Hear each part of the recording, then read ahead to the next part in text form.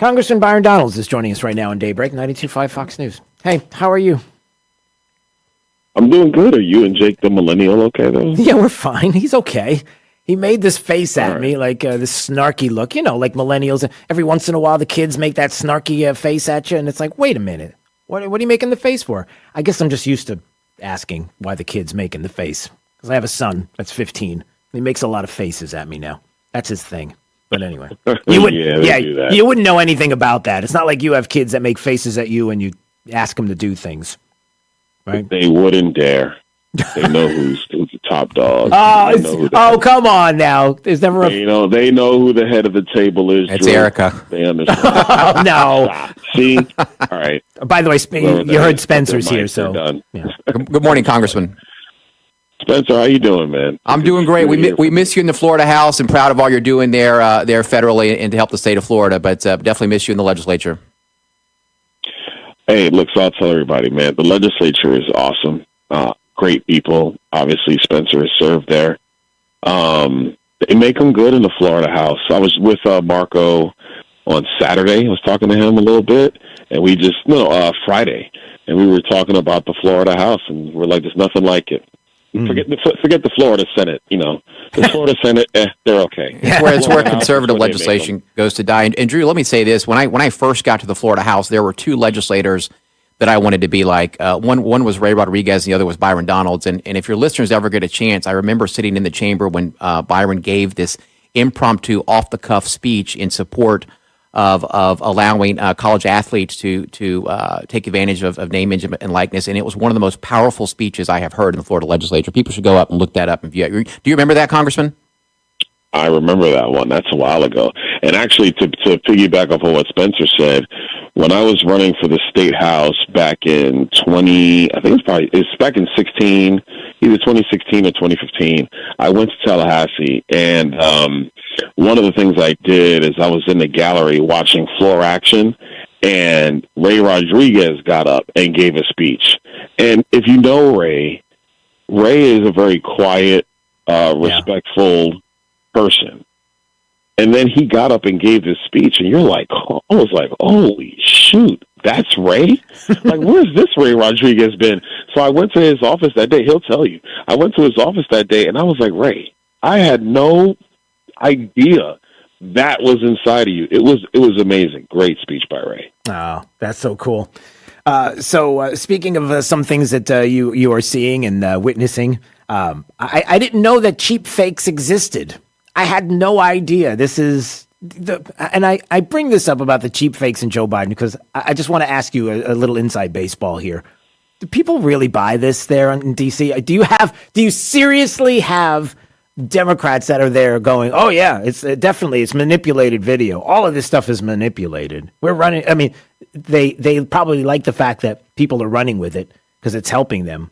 But seriously, what in the world are they thinking? No, they know the truth. I mean, look, this is the same party that lied to us about the laptop from hell. It's the same party. Same people who said the 51 intel agents, same people who were basically like, oh, this is Russian disinformation, the Trump campaign's lying, the New York Post is lying, don't even post the story. These are the same people who are now saying this is a cheap fake? Cheap fake. They make up words. It's literally Orwellian what these people do. They make up words, they make up stories, they make up controversies half the time, not all the time, but half the time they make up controversies, and they constantly push them. Truth. It's insanity. Yeah. We know Joe Biden's not with us, Drew. We know this. Right.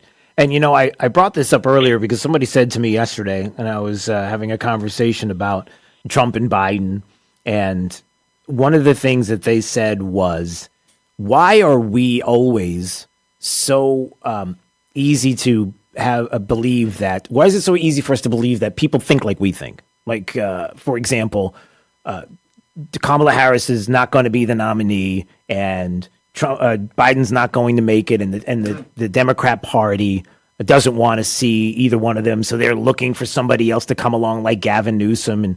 And they said to me, why do we think that way? What indication have Democrats given yet?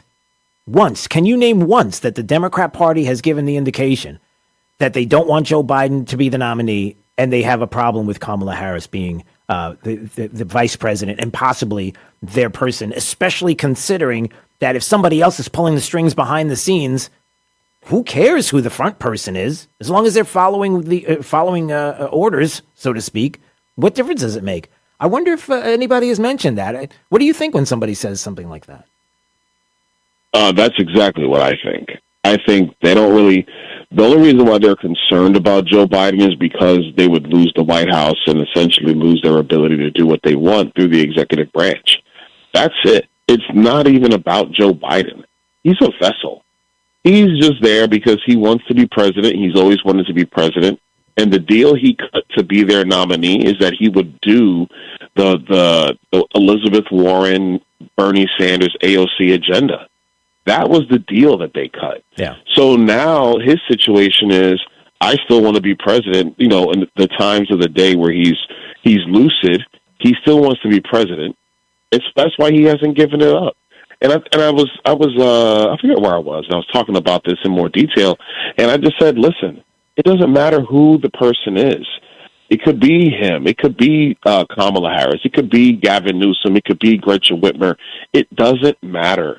The agenda is going to be the same. Right. They just might have a better spokesperson with the other four other than him.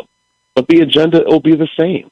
And that's what the American people need to understand, is that this is not Joe Biden just looks terrible because he has aged very, very poorly. That's a sad thing.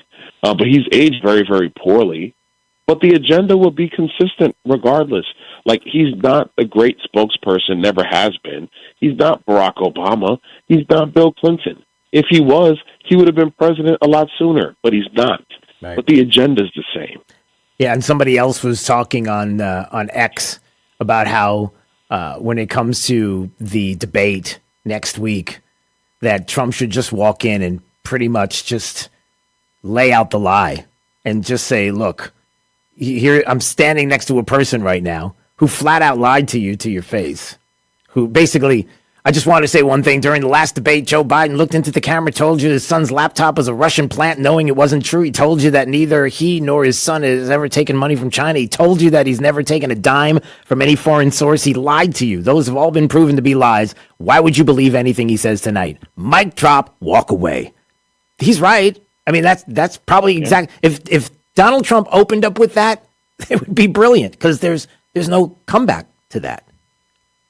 Well, I mean, there's no comeback for anything. Well, yeah. And I think that what President Trump is going to do is really just lay out what he's done policy-wise, and then also the corruption, and also the lies. And, Dana Bash and Jake Tapper, they're going to try to go January 6th and all this other stuff and threats to democracy. But the real threat to democracy is Joe Biden. Yeah. He has spied on the American people. He has suppressed the free speech of the American people. People forget now because his economy and the world is on fire. But back during the beginning of his presidency, he wanted to force people to take the vaccine through OSHA. He caused members of our military to lose their military careers because they didn't want to take the vaccine. And he refused to be flexible. His party allowed for kids to miss 2 years of schooling, Drew. This is his record, and that's all before Afghanistan. So that's how crazy this thing has been. He was a danger to democracy, and then Afghanistan happened, and we all know what happened after Afghanistan. Yeah. That's why he's the worst president that has ever existed for the United States.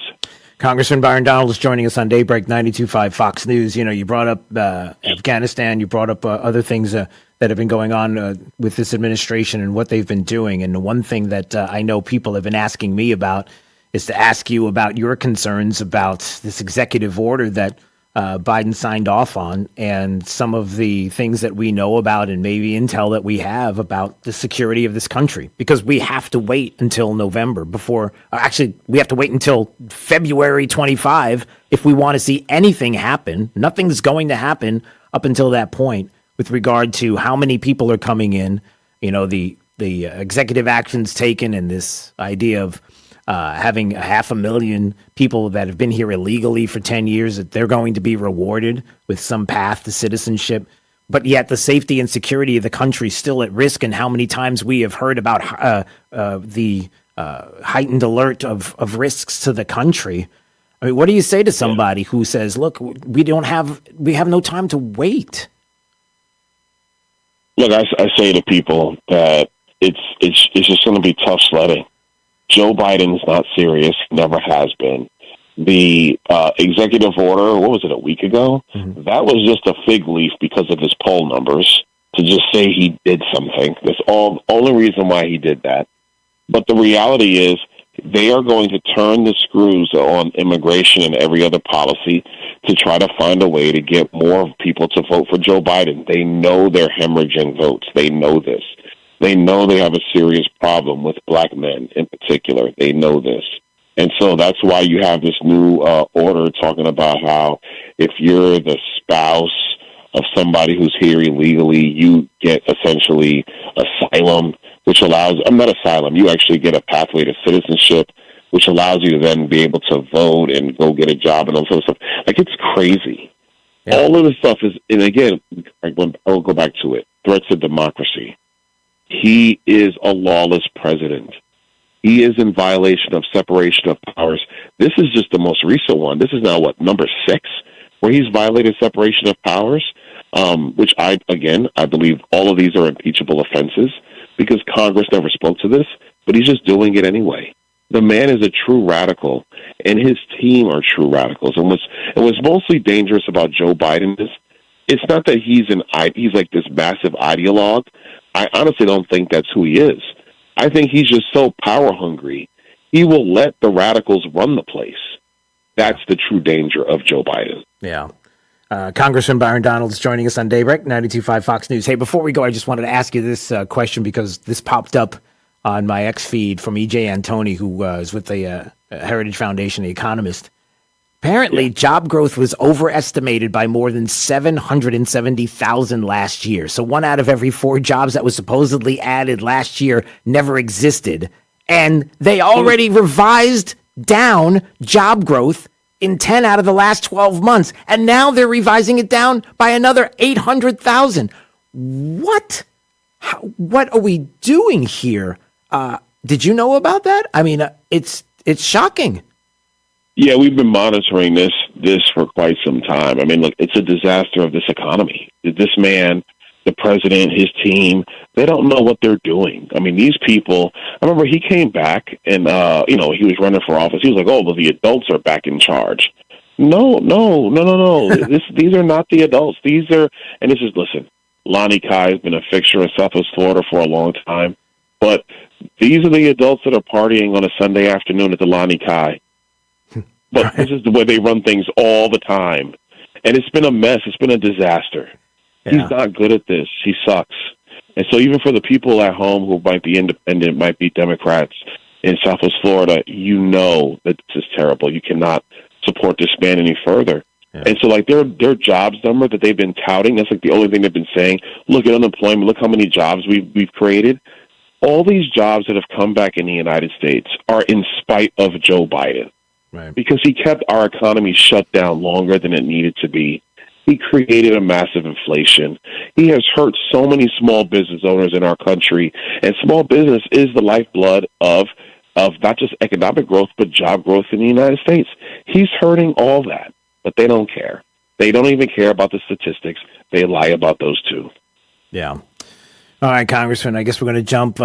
Spencer wanted to say something. What did you want to say? I was just going to say, what's wrong with partying at the Lonnie Kai Sunday afternoon? Am I doing something wrong there? Spencer was just... The only thing I would say about partying at the Lonnie Kai is you can't be running the government at the same time. That's it. You got to sober up and get off the beach. That's the part. That's the point. True. And let me ask the Congressman a quick question if he cares to elaborate on this. I mean, it's been widely mentioned in the news that you have been a consideration on the short list for a potential vice presidential pick for Donald Trump. And I'm not asking you to speculate on whether you'll get it or not, but I am curious to know just what is that vetting process like? I saw in the news that you were one of the candidates that got the questionnaire and the paperwork.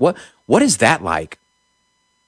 I'm not going to tell you. Okay, fair enough. I had to I ask. was like, I ain't telling you. That's you it. know, look, it's.